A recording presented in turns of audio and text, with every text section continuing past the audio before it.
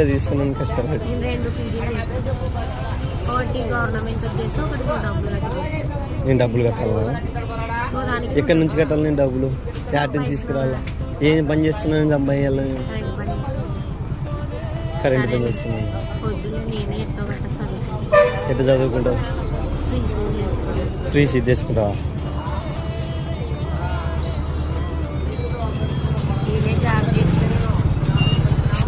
పెళ్ళైనాక చదివియడం ఎవడో, కానీ నేను ఇంత కష్టపడి నేను పెళ్లి చేసుకొని మనం పక్కకు వచ్చి నేను చదివిస్తున్నా అంటే ఎంత గ్రేట్. నేను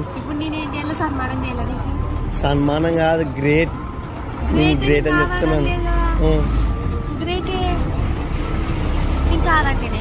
మళ్ళీ ఏం పీజీ చేస్తావు బా?